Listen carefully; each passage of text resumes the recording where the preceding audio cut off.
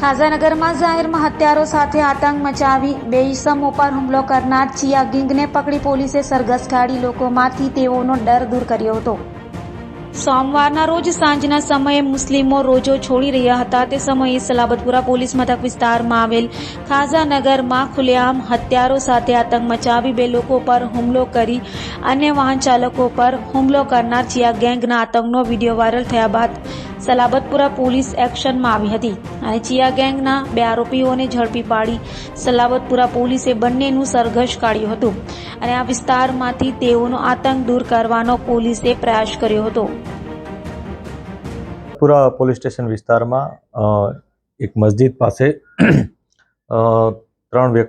ચાર વ્યક્તિઓ આવીને મસ્જિદમાંથી બહાર આવનાર વ્યક્તિ શેખ અસલમને એવું કહે કે તે આ મસ્જિદની ટોપી પહેરીને કેમ બહાર ફરે છે। એ બાબતે બંને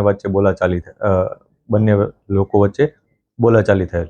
જે બોલાચાલી અનુસંધાને જે સામેવાળા ચાર વ્યક્તિઓ છે જેમાં એકનું નામ વાજીદ ઉર્ફે ચિયા છે, વાજીદ ઉર્ફે ચિયા મલિક, એકનું નામ છે અય્યાઝ ઉર્ફે બુરુ મલિક, એકનું નામ છે રોઝાન ઉર્ફે સદ્દામ અને એકનું નામ છે રાજીક ઉર્ફે કાલિયા।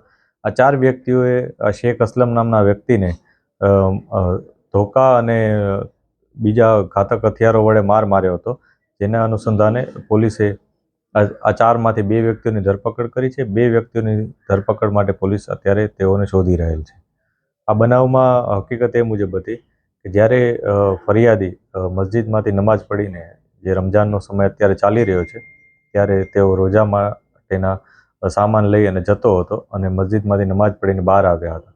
આ દરમિયાન સામેવાળા વ્યક્તિઓએ તેને એવી રીતના વાત કરી હતી કે તું આ ટોપી પહેરીને કેમ બહાર ફરે છે। આ બાબતે તેઓ વચ્ચે બોલાચાલી થઈ હતી।